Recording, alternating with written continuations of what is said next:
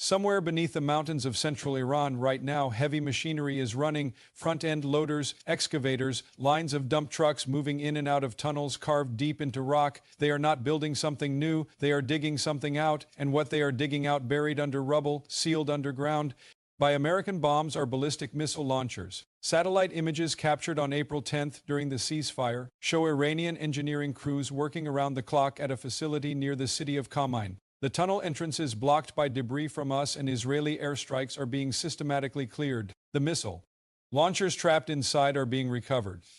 The ceasefire did not stop the war. It gave Iran time to reload. Today is April 18th. The ceasefire expires in 4 days. And this morning, Secretary of State Marco Rubio called Europe with a message that nobody in Brussels or Berlin or Paris wanted to hear. He told them to decide now whether to reimpose sanctions on Iran. Because, he said, Iran is violating the existing agreement and nearing the capability to build a nuclear weapon. 4 days left, missiles being dug out of mountains, Europe being told to choose a side.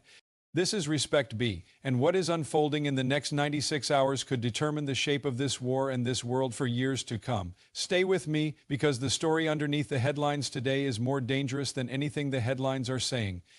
To understand what those satellite images actually mean, you need to understand what Iran built underneath its mountains over the last 2 decades. Iran calls them missile cities. That is not a metaphor. These are literally cities, underground complexes carved into mountain rock, hundreds of meters below the surface, designed to survive. Direct hits from the most powerful conventional bombs in the American arsenal. They contain storage facilities for ballistic missiles, launch tunnels that allow missiles to drive to the surface, fire and return to reload, command and control infrastructure, fuel depots, repair workshops. They were specifically designed for one scenario.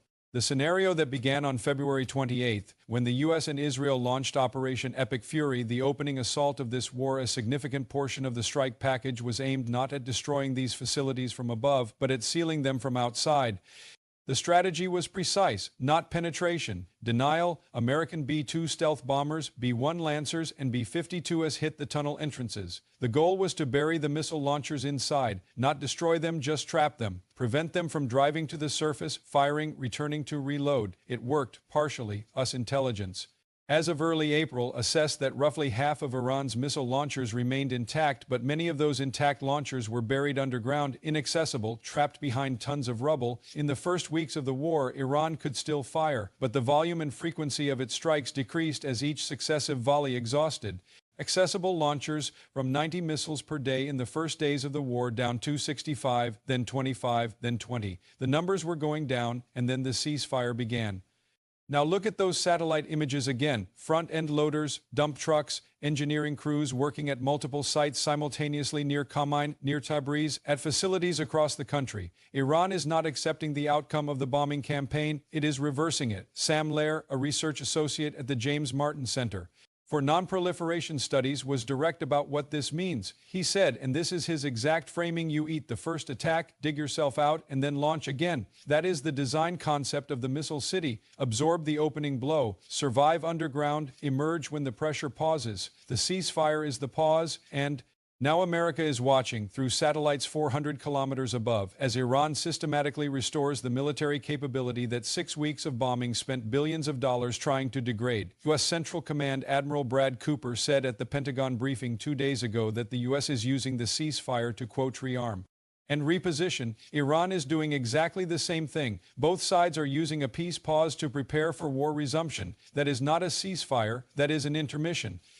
This morning, Secretary of State Marco Rubio made a phone call that did not get the attention it deserved. He called European foreign ministers, and he delivered a message with a deadline attached. Decide now, he said, whether you will reimpose sanctions on Iran. His reasoning was stated clearly. Iran, he said, is violating the existing ceasefire agreement, and it is nearing the capability to build a nuclear weapon. Let's unpack both of those claims because neither is simple. First, the sanctions, the international sanctions framework on Iran, the one that was partially dismantled by the 2015 nuclear deal and then partially reimposed after Trump withdrew from that deal in 2018, has a specific mechanism built into it called the snapback. The snapback allows any of the original signatories to the 2015 agreement, including the UK, France, and Germany, to trigger automatic reimposition of unsanctions on Iran without a vote in the Security Council.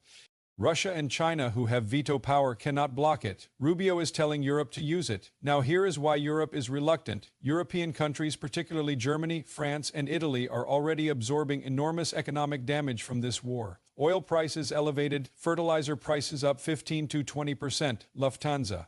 Grounding aircraft, Germany's growth forecast cut in half. Reimposing sanctions is not a neutral act. It is a choice to deepen the pressure on Iran, and the economic blowback of a prolonged conflict falls harder on Europe than on America. Europe was not consulted before this war started. NATO was not asked. When Trump called on European allies to help reopen the Strait of Hormuz, they refused. When the UK's Keir Starmer was asked about it in Parliament, he said publicly, directly, "We're not going to get dragged into this war."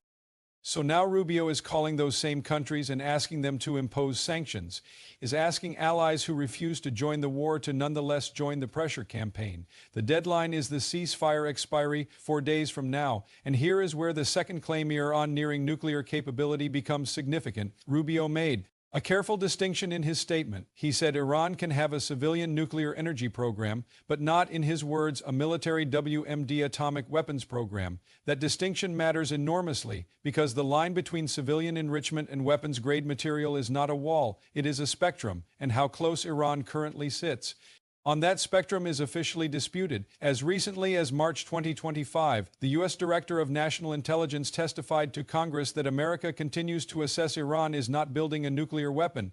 Rubio is now publicly saying Iran is nearing that capability. Either the intelligence assessment changed in the last year, or the framing of the intelligence is being used as diplomatic leverage in the final days before a ceasefire expires. There is a word for that: pressure. This is a pressure campaign, and Europe is being asked to be part of it whether it wants to or not.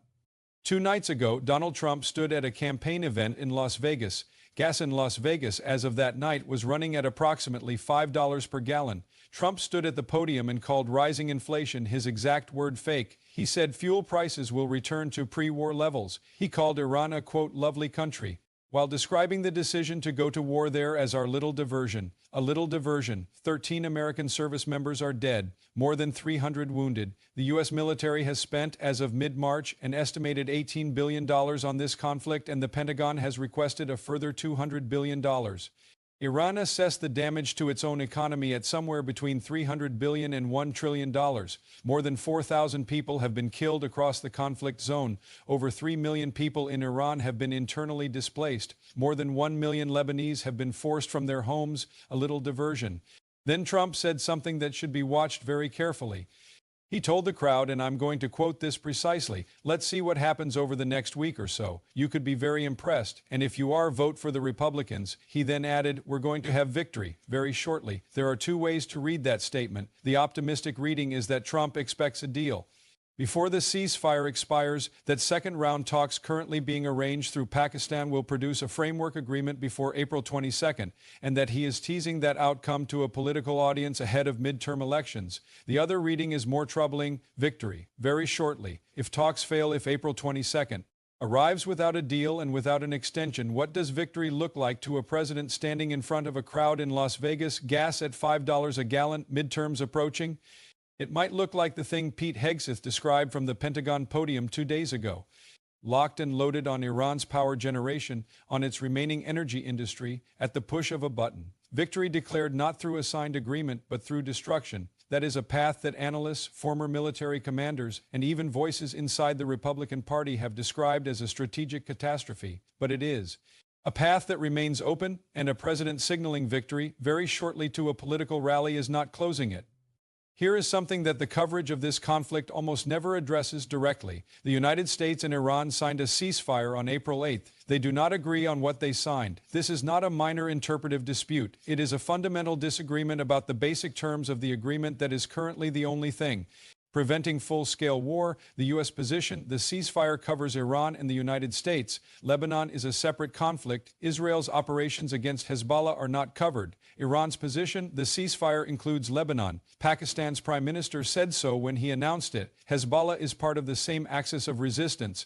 An agreement that pauses the Iran war while Israel continues killing people in Lebanon is not a real ceasefire. Since the agreement was signed, Israel has conducted extensive airstrikes across Lebanon. More than 2,100 people have been killed in Lebanon since fighting began. Over 1 million displaced, that is 1 in 6 Lebanese citizens. And Iran's parliament speaker told his Lebanese counterpart this week that a ceasefire in Lebanon is, his exact words, as important as a ceasefire in Iran. Iran's parliament has also set a formal condition. It will not agree to any ceasefire extension unless it includes Iranian control of the Strait of Hormuz, that is, the Iranian Parliament, not just the executive, not just the ERG, but the parliament setting a precondition for continuing the truce. America's precondition is the opposite. The Strait must be free and open, no Iranian control, no toll fees, no sovereignty claim over an international waterway. Now add the Lebanon ceasefire that Trump announced Thursday night. Israel and Lebanon agreed to a 10-day pause in fighting. Crowds celebrated in Beirut. Fires from Israeli drones were extinguished. For one night, the bombs stopped, but Israel announced it will keep troops in southern Lebanon throughout the 10-day pause, and Hezbollah's response was not to stand down. It was to say the Lebanese people retain, quote, the right to resist an occupying military force. So you now have 3 simultaneous ceasefires in various states of implementation and dispute. A U.S.-Iran ceasefire expiring in 4 days, with neither side having agreed on what it covered. A Lebanon ceasefire that just started, with Israeli troops remaining on Lebanese soil and Hezbollah reserving the right to attack them, and Iran rebuilding its missile cities underground while both ceasefires nominally hold. A ceasefire is supposed to stop a war. What we have instead is a war that paused but did not stop and is using the pause to get ready. Let's talk about what this war has already cost, not in military terms, in terms that touch ordinary people in America, in Europe, in every country whose supply chains run through the waters now controlled by a naval standoff between the world's most powerful military and one of the most missile-capable states on Earth. The U.S. military has spent an estimated $18 billion. The Pentagon has requested $200 billion more, that is taxpayer money, American taxpayer money, spent on a war that 7% of Americans support escalating. Iran has assessed damage to its own economy at up to $1 trillion. For context, Iran's entire GDP before this war was approximately $400 billion. The war has potentially cost Iran more than twice its annual economic output. Arab Gulf states have absorbed estimated losses of over $120 billion. And the costs beyond the battlefield are compounding. Gas at $4.1 per gallon nationally in the United States, $5 in Nevada where Trump was speaking. The UN's Food and Agriculture Organization warned this week of a potential global food catastrophe if Strait of Hormuz disruptions continue through the planting season. Fertilizer prices up 15 to 20%. Ammonia, the chemical backbone of the world's food supply, tied directly to Gulf energy infrastructure. American farmers planting spring crops right now. The harvests that feed this country through the rest of 2026 and into 2027, being planted against a supply chain that has no confirmed resolution date. In Europe, Germany has cut its growth forecast. France is experiencing the same energy-driven inflationary pressure. The European Central Bank has issued stagflation warnings, that toxic combination of rising prices and stagnant growth that takes years to unwind.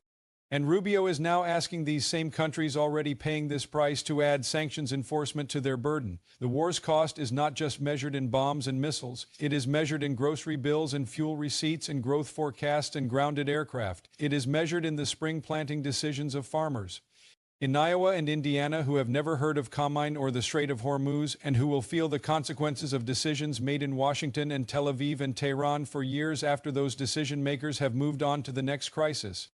For days, that is what remains as of today, April 18th. Let me give you the most honest assessment of where things stand. On the positive side, both sides have signaled informally that they are open to a ceasefire extension. Regional officials told the Associated Press that in principle agreement exists. Second-round talks are being organized through Pakistan. Turkey is working to bridge gaps. Undersecretary General Guterres said a second round of talks is highly probable. On the negative side, Iran's parliament has set a formal precondition: Hormuz control that America has publicly called unacceptable. The satellite images of Missile City reconstruction are being watched in real time by US intelligence. Rubio is pushing Europe to impose sanctions, which would harden Iran's position, and the U.S. blockade, which Iran has called a ceasefire violation, remains fully operational. 4 days is not much time, but here is the historical context that matters. The most dangerous moment in the Cuban Missile Crisis was not when the missiles were discovered. It was the 13 days that followed, when both sides were moving, threatening, calculating, and the world was one miscalculation away from nuclear exchange. What resolved it was not military superiority. The U.S. had that. What resolved It was a back channel, a private communication that gave both sides a way to climb down without public humiliation. The missile crisis ended with a secret agreement. The U.S. agreed to remove its Jupiter missiles from Turkey. The Soviets agreed to remove their missiles from Cuba. Neither side announced the full terms publicly. Both sides saved face. The world survived. Is there a back channel running right now between Washington and Tehran? There may be. Pakistan's army chief is in Tehran. Messages are flowing. Officials are acknowledging continued engagement. Trump is hinting at something impressive happening over the next week or so. The public statements from both sides are designed for domestic audiences. The real negotiation, if it is happening, is invisible. 4 days to find out.